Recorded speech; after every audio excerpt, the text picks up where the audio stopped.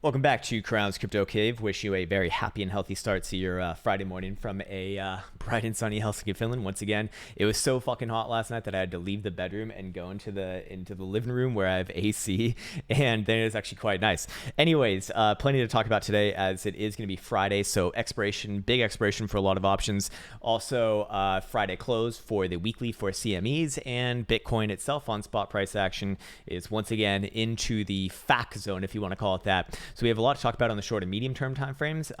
Still kind of more or less the same areas as yesterday, but I want to follow up on yesterday's analysis. We did see the bounce that we were looking for from yesterday's video. I believe Bitcoin was trading around a little bit below 9,100 during yesterday's video. We said that it was likely to bounce back up to 93, maybe even 9,400. I still think that we're kind of looking for something similar to that. However, with the weekend coming up, it does make things, throws a little bit of a spanner into the works for the short-term analysis, I suppose.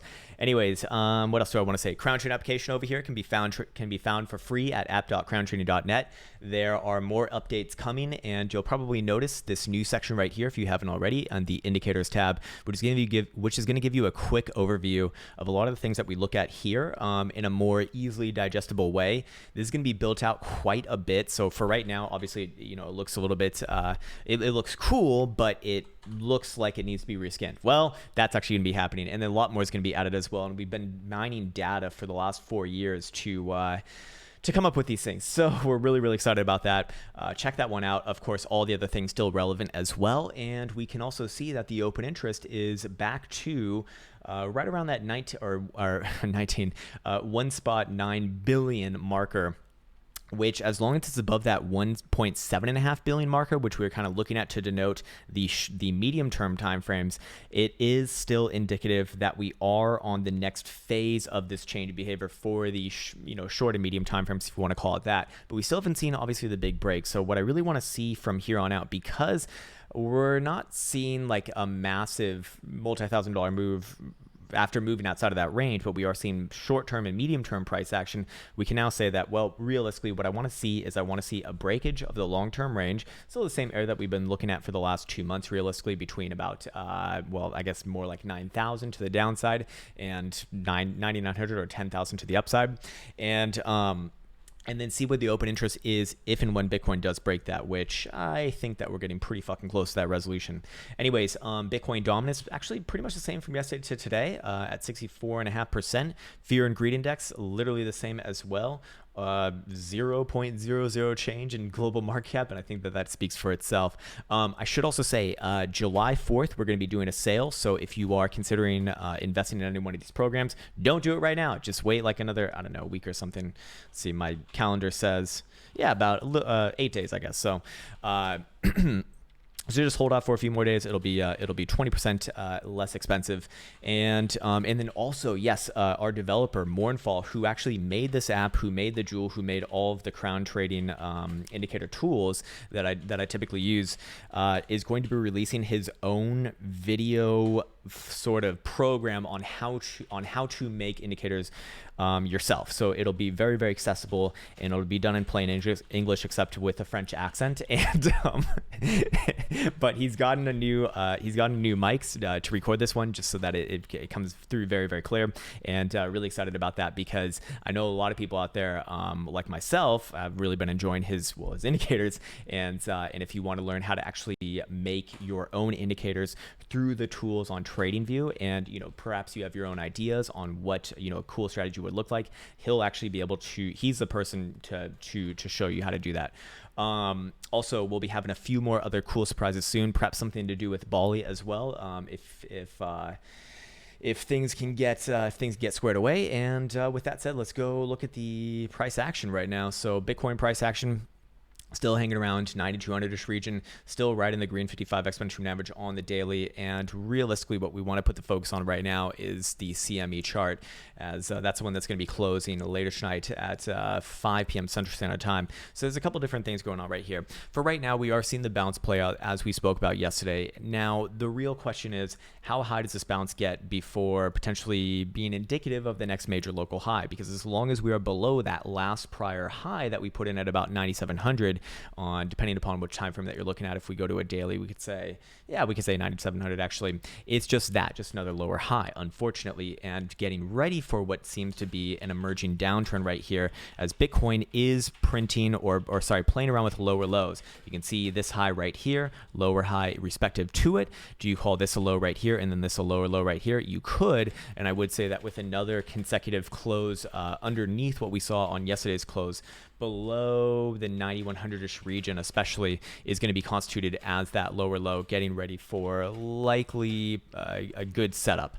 I'll put it that way. But still, as far as I'm concerned, the next big move in Bitcoin land is still going to be with the same triggers that I've been looking at for the last 2 months, I suppose now, as long as Bitcoin's above, especially 90, wherever this trend line comes in around. I fucking hate these diagonal trend lines, but you know, if you are going to be looking at this from a Boolah-ish perspective, you're still looking at this as an ascending triangle very likely. And the second that we start to break this structure right here is the second that that goes away, and that's right around 90, 80-ish region. So rising up quite a bit now. So as long as we are above that region, you can still kind of make the argument that this is formulating an ascending triangle, and the Boolah still have, you know, a decent case. I mean, those formations typically do work out actually. And I'm sure that everyone's talking about the hash ribbons buy signal because that's going to send this thing 5,000%. And by the way, refunds are going to be given by Crypto if that's not true. No, just kidding. But well, I don't know. Maybe he does. Maybe I don't know. Who knows? Do they give refunds? Just contact Satoshi. He'll give it to you. Anyways, a couple ways to get the downside now as well, not just using that 90, 80-ish region. By the way, I'm actually good friends with Crypto. I do like him, although titles sometimes can maybe be a little bit sensational, perhaps we'll say that. But as a person, he's actually a good guy. But looking at this area right here, so a couple ways of getting this downside. Looking at I'll call it 90, 80 right now on a daily closure. 12-hour closure probably does it. But what would be equally as good for myself is on an aggressive read would be using yesterday's wick to the downside at 89.79.07. As long as if Bitcoin does come back down below there, not even just close below, but just even ticks below, I would be looking for extension all the way down to 85.50-ish region right here. Test the 200 exponential moving average on the daily as well. The second one and more damning one for the more conservative traders would be this wick down here on 14th of June, about $100 lower than that. So this one right here, about 8,900 essentially, or actually, sorry, no, not 8,900, a little bit below 9,000. So like 89.80-ish region on GDAX. I think it was closer to 9,000 on Mexico. Yeah, 89.81, but about the same area. And then $100 lower at 8,900 essentially, or a few ticks lower than that. So if we do take out those areas respectively, and I do think that the one from yesterday probably gets it anyways at basically right below 9,000. I would look for a quick extension. Maybe quick is the wrong word, but I'd look for extension down here towards about 85.50-ish region. Very, very, very, very, very likely that Bitcoin does play out another small short-term, medium-term bounce from this region. But as long as that bounce fails to get back above, especially 9,000 or even 9,100, it's just that a failed bounce getting ready for the big bad move to the downside. As I do have a measured move from this formation breaking down, pointing all the way down towards the 0.5 fib. So I really like the confluence there at the 7,500-ish level. Yes, I would look for another bounce at the 382 at 81.50. Also a very nice historical area from this big breakout right here before a multi-$1,000 move, and this one right here for a multi-$1,000 move, and this one right here for a multi-$1,000 crash. Love it, man. Fucking love it. But overall, I do think that if Bitcoin were to break south, eventually it would make its way down to the 0.5. Personally speaking, I don't think that this would reverse it down here, although I do think it would have a chance, very likely have a chance, but I want to see it in real time. And you know, have to realize that we're getting way far ahead of ourselves right now. So, you know, I'm making assumptions here, and we'll talk about the upside as well. But if this area were to fail, I'd look for a move down to about 6,900, somewhere around the 618. Same relevancy of this area as well. In fact, even a little bit more as it did get the accumulation in 2019 before that big bad move to the upside of like 30-40%. Pretty impressive right there. But let's go down to the lower term time frames now. Oh, it's kitchen time, baby. It's fucking kitchen time. It's all good. People love it. Elvis is like very self-conscious. No, baby. It's okay. Just go do what you need to do. Make some food. But looking at the lower term timeframes right here, it's very tight margins on the short term timeframes. So getting a short term pump back up, I do think is actually quite likely during the weekend trading. Especially if we don't break down here on Friday, I would be looking for the weekend to test back up, maybe towards 94, maybe even 9,500-ish region. But like I said, as long as we're essentially below this trend line right here, and on a daily, we could actually lower that down maybe another $100 to, yeah, more like right here at about 90. Well, it's still a few ticks above 9,500, but as long as we're below 9,500, it is pressure down. That's kind of my point, and we can make a tale of two liquid zones. This one for the downside right here, this one for the upside right here, correlating with the short and medium term timeframes to the upside, correlating with the short term timeframes to the downside, and the long term timeframes to the downside actually as well, because it's just, $100 lower to get to that next pivot on yesterday's wick at a few ticks below 9,000. But overall, the point that I'm trying to make is that Bitcoin is once again in that fuckboy range, right? We spent about a week and a half, I think, in early June playing out this range right here, and basically, save for some weekend bullshit action, mostly just playing out this range even more right now. So until we actually see a full informal break below, I just wouldn't discount another move back up to test around the 21 at 9,400, maybe even all the way back up here, especially on the weekend. But as long as it's especially below 9,500, it is just that another lower high, and that's as momentum oscillators are starting to hint at downside twists. Here's your daily Stokes looking very much like they want to hint towards the downside. I'm sure that people are going to be looking at this and saying, but Krown, it's a falling wedge. My pizzas are going to make me rich. Well, maybe they do, but formations on Stokes I've never really seen work out, and they don't really operate in the same way that you'd expect. Support and resistance works, but not like formations in the way that you'd expect them to work on, like RSI or price action. Those ones I do find to work quite well. But here's the thing, Bitcoin is inching its way towards the downside resolution of this range, and the historical volatility percentile is still in single digits. I mean, I've been saying this for like the past week, and I don't want to sound like a broken record, but this is maybe the most aggressive contraction phase that we've seen for the longest period of time in Bitcoin history. As far as I can see right here, there's been no period of time where we've had more than 2 weeks or even less, even like a week and a half, 10 days of single digit historical volatility percentile. We have this example right here, but this is, for perspective, this was from September 11th to September 21st. So that's 10 days. And I believe that's actually the longest one. Now that did produce this move all the way from 10,300 down to 65 right here, I believe it was. So that's a 38.75% move. Before that, this area right here was very low. This was, or sorry, no, that was the exact same one. Other than that, we don't really have anything that's comparable to what we're doing right now. But to put this in perspective, even when we don't get something that's like as aggressive as what we're looking at right now, but still like historically very fucking aggressive, we get moves like this. You get something like this right here, and that precipitates a nice $10,000 to $6,000 move right there, or actually 5,500. It's 42% move. Same thing over here in end of 2018. I'm picking all the bearish ones apparently today. 52 and 3/4% move right there as well. It's not always going to be to the downside, although these examples happen to be to the downside. Volatility does not imply direction. But if I am going off my training in traditional markets, what I can say is that usually when you are in periods of low volatility, that's because you've had an up market. As you can think about this intuitively as well. What does volatility essentially imply? It essentially implies, oh fuck, now I have to get in this conversation. Well, in layman's terms, volatility essentially implies like how fast price action is moving. That's not a complete definition, but as far as just the working definition for the point that I want to make right now, that works. And so when things are just going smoothly up in a nice, in a nice small, in a nice stair-stepping trend, that's usually typically very orderly, and you typically see volatility kind of, come down in a nice orderly fashion to reflect that as the market's more or less in concert, in agreement. And then once it gets super, super low, being a mean reverting type indicator, well, it only takes so much to get it to go up. And what would volatility going up imply? It would imply that price action is moving around quite a bit. And if price action is moving around quite a bit, what typically happens during those times? When people get emotional, that's what typically causes price action to move rather, well, to cause the price action moving is because there's an imbalance of buyers and sellers, of course. But when do you get very large imbalances of buyers and sellers? When people get emotional. And when people get emotional, what are they typically doing? They're typically falling into a fear response, which typically comes in the form of selling. Not always. There's also FOMO as well, a very powerful human emotion, but not as powerful as fear, actually. The most powerful emotion for the majority of humans is fear, not FOMO. Fear of missing out is, you can think of it this way, again, psychologically speaking.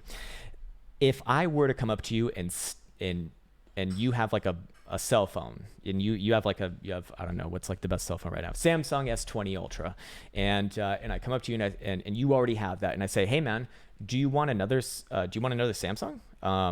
Or do you want this Apple one over here? Like, fuck no, go fuck yourself. But you don't really like, you kind of want it. It's cool.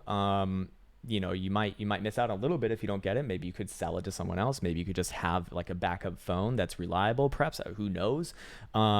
But you're not really all that motivated by that emotion. But let's try this one. What if I break your phone in your hand, your Samsung S20 Ultra, and then I say, hey man, sorry about that, but how about this? Do you want this phone over here? Whatever it might be. You're probably gonna be a lot more inclined to go with that. So we're a lot more hurt by losing something than gaining something that we already have. And that's kind of the point that I'm making right now. So how did I get onto that tirade? No one fucking knows, and who gives a fuck, because it's already 16 minutes into this video, so most people have already clicked off, so it's all good. It's only the TA nerds here, so I can actually talk some goddamn nerd language to use. My fucking man, and women's, and other genders that may be present, who fucking knows.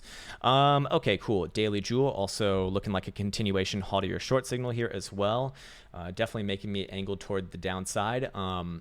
But I didn't fully flesh out the upside just yet. So if, as long as Bitcoin is essentially below 7,500, it is overall pressure down. It is bearish, and I'm not necessarily, I wouldn't be angling my trades towards the bull out your side. Above 7,500, it's not necessarily all said and done just yet, but we get back into the fuckboy zone right around here, which I would look for another run towards about 9,900. That would make this look very constructive and still play into the ascending triangle narrative. And technically speaking, if we got that breakout above 9,900 at the very least on a 4-hour total closure, preferably a 12-hour or daily, I would target the measure move towards 11,100 after that. That would imply not a macro higher high, but a weekly higher high, which would be good to get us into the macro region somewhere around 11,500, where you can see Bitcoin's been getting rejected from ever since January 2018, February double top right here, year later in July 2019, month later in August 2019 again as well. So this would be the fifth time we'd test it, and at that point it's very, very likely to break. But wait, there's more. On the weekly, we are going to see weekly Stokes very, very, very, very, very likely cross to the downside here. In fact, we can confirm across the downside with any sort of a weekly total closure below 94.50. That's interesting because that's actually below 9,500, by the way, which is not even which is like the short-term, medium-term pivot, not even the long-term pivot, not even fucking relevant to the weekly closure, funnily enough. And remember that CME's closing for the week later today, we're very likely to see where spot's going to close as well. Now, CMEs will cross their weekly Stokes to the downside below 95.50 closure today. So it is a little bit of a race against time right now. And I would say that, any sort of a closure below 95.50 does really make me look at the signature right here.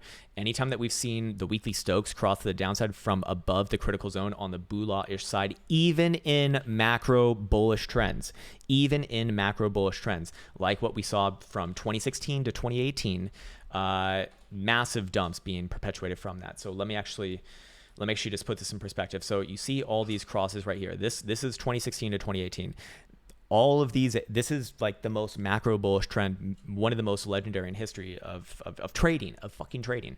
And even during that time when we got the weekly Stokes across the downside, well, look what it produced. Even in a macro bullish trend. That's 38% down right there. 32.5% down right there. Another signal right here, not as aggressive, but 34.5% down.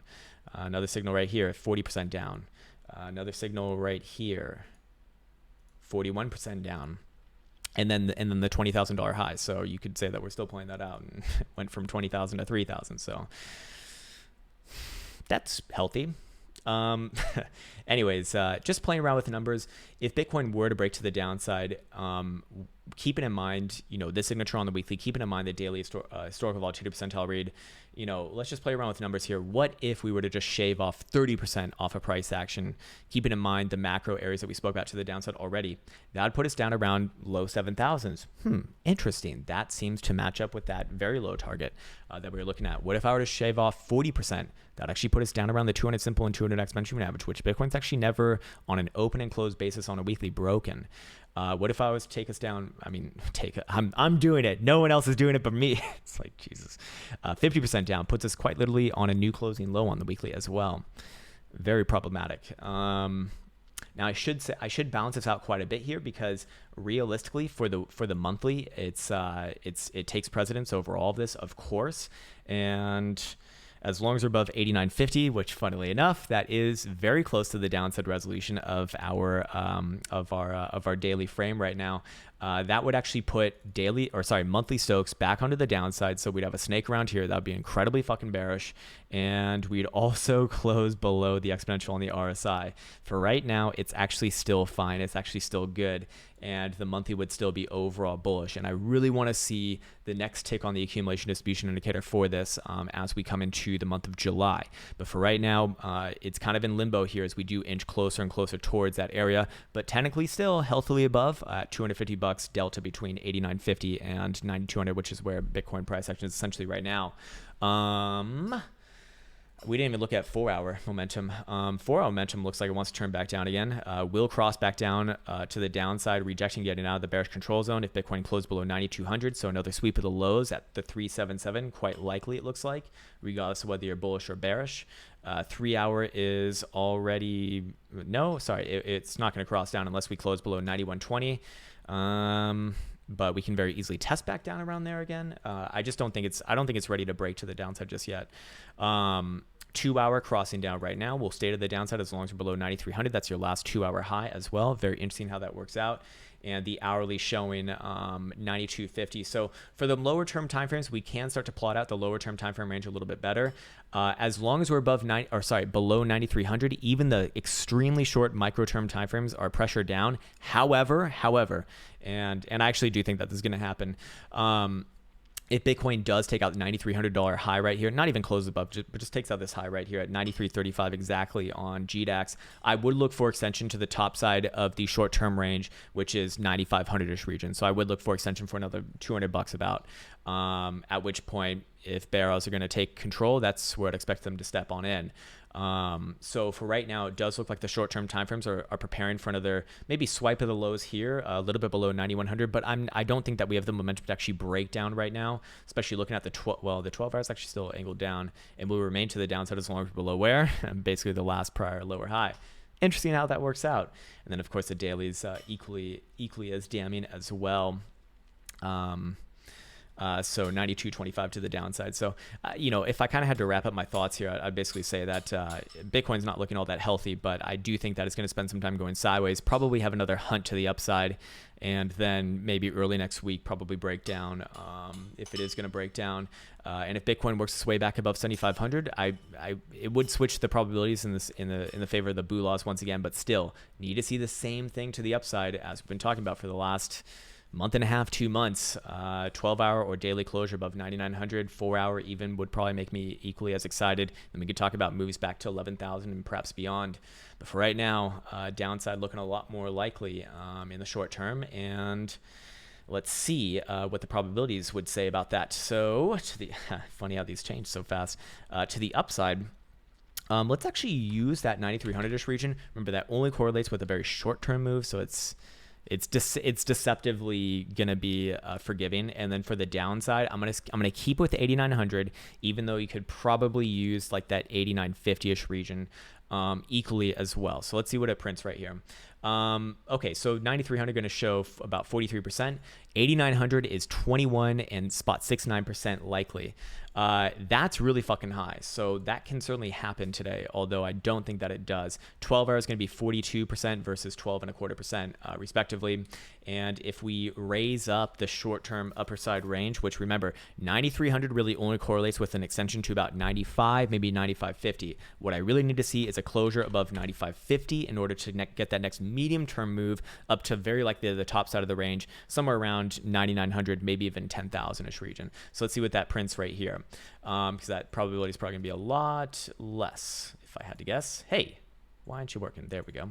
Okay, yes, there we go. 12 hours showing 15.5% versus 12.25%. What's, they're basically equally as likely. For the daily, showing 22.5% versus 21.69% as well. So again, equally as likely. We are seeing momentum on Bali and Pig's mom turn down right here. Turn down, baby, turn down. And already turning down quite aggressively on the 12-hour. But again, I would be very skeptical if Bitcoin fails to break this area before the weekend passes. Before the weekend starts, better said. I don't think that we're going to break it over the weekend. I do think that we're going to play out a range between this liquid zone and this liquid zone over the weekend, and then set it up for likely a move coming in early next week alongside New York Stock Exchange Open, of which we haven't even looked at right now. So let me go check out Nasdaq futures, still hanging around 10,100 and still looking good. We did get the move. Okay, so I set a move down to about 98.50-ish region. We got to 98.85 and still holding it high. I mean, this is still an uptrend right here. Yes, there is bearish divergence present. Yes, the daily jewel is lining up for a sell signal, very likely. But can I hate a chart that looks like this as it is? No. I can't hate this chart until we get daily closures below 9,800. Same thing that I've been saying for a while. Or this past week, even though it does look a little bit top heavy, and like I said, bearish divergence and jewel suggesting momentum could be waning here. Looking at a weekly close though, a weekly close here or higher, a weekly close above 10,000 looks fine to me for continuation coming into next week. And then really have to be looking at the monthly. I mean, a monthly closing, anything like this, the monthly closing anywhere above 10,050, and I'm bullish for new all-time highs coming into next month. So yeah. Let's see. What about E-mini futures for SPY? Kind of the same thing here. A little bit more of a difficult chart, but looks like it wants to try to test the top side of the range once again at 311 and playing out a range between there and 305 region essentially. I'm looking for a confirmed reversal below 3,000, just below anywhere below this last spike right here, and I'd be looking for continuation of the prior high at 32.20 with any sort of a move back above this pivot right here at 314.5. Let's go look at euro dollar really quick. Euro dollar looking top heavy, looking toppy as we've been saying, and I do believe that this is going to be putting in a local high here. I think this thing's coming back down. Ugh, nasty. Gold still bullish on. A little bit of a sell-off to end the week. Gold I'd still be bullish on though, long term. I really like the monthly so far, and as long as the monthly closes anywhere above 1750, I'm looking for new all-time highs coming into July if that happens. So right now, because the monthly is so close, it's time to kind of sit back and wait for that. At least for my own behavior, this is of course not financial advice. I'm not a financial advisor on any of this. You should not even listen to me. But I would be waiting for that. I just don't think that there's too much to be lost or not gained by just waiting about 3 trading days now. I think we have two trading days, three including today left in the trading month. What about Microsoft? Should give us a good idea of what the general direction in the market is. Still looking good for right now, but daily does show some lost momentum here as well. Daily bearish divergence present, daily jewel potentially lining up. But still needs to take out yesterday's spike low in order for me to look for a reversal, at least medium term, back down to about 190-ish region. So still, erring on the side of the BULAs here, and that does make me very skeptical to be looking for a break to the downside of the greater formation here on Bitcoin today. I don't think that that's what we're doing. I think that Bitcoin's going to keep on playing out the short term and medium term range, and then set up potentially for next week. And then who knows? If it does get back above 7,500, I'd say that the BULA's hopes is still alive for the long term. But for right now, of course, it is pressure down. I think that we're just going to see like a kind of a bearish reset, likely on momentum oscillators. And then coming into Monday, it should be pretty damn clear, even by Sunday, like late Sunday, kind of what this is going to look like. But for right now, things are shaping up incredibly mature. We did get the bullish divergence, by the way, from the 4-hour here as well. So that did play out. And we got the move to the 21 actually perfectly. So very, very nice. But yeah, it looks to me like probably does swipe the lows once again, maybe somewhere down around here, but I don't think it's going to break it. I do think that we're going to spend some time during the weekend just filling out the range more or less. And that's a good spot to kind of leave you off. So I would like to wish you the best and the happiest of the happiest. I'll also be on my gaming channel a little bit later as well if you want to hang out there. If not, all good. With all of that said, I want to wish you well. Take care. And until next time.